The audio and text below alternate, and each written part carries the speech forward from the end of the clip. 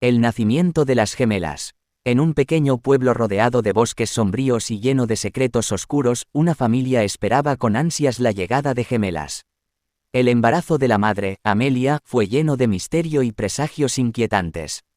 Los lugareños murmuraban que algo siniestro se avecinaba, pero la familia ignoraba las advertencias y se aferraba a la alegría de la llegada de las nuevas integrantes. La noche del nacimiento llegó envuelta en una densa niebla y una luna llena ominosa. En la oscuridad de la habitación, Amelia dio a luz a las gemelas, pero la alegría se convirtió rápidamente en horror cuando las niñas emitieron un llanto inhumano y sus ojos brillaron con un fulgor maligno.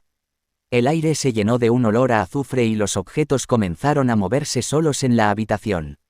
Los médicos y enfermeras que asistían al parto quedaron petrificados ante la escena sobrenatural que tenían ante sus ojos. Algo no estaba bien con las gemelas, algo más allá de lo humano. A medida que crecían, las gemelas mostraban una fascinación enfermiza por todo lo macabro y lo oscuro. Jugaban con muñecas siniestras y realizaban rituales extraños en el sótano de la casa familiar. Los animales se alejaban de ellas y las flores marchitaban a su paso. Con el tiempo, los lugareños comenzaron a temer a las gemelas y a evitar su presencia. Se decía que tenían el poder de leer mentes y causar desgracias a quienes osaran desafiarlas. La oscuridad que las rodeaba se extendía por el pueblo, sumiéndolo en una atmósfera de terror y desesperación. A medida que las gemelas crecían, también lo hacía su sed de poder y dominio sobre el pueblo. Sus miradas penetrantes y sonrisas malévolas aterrorizaban a los habitantes que vivían en constante temor de ser víctimas de su influencia maligna.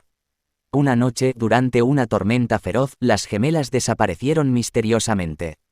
La búsqueda fue en vano y el pueblo se sumió en un silencio sepulcral.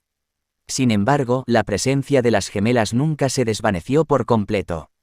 Se decía que sus risas malvadas y susurros inquietantes aún se podían escuchar en las noches más oscuras.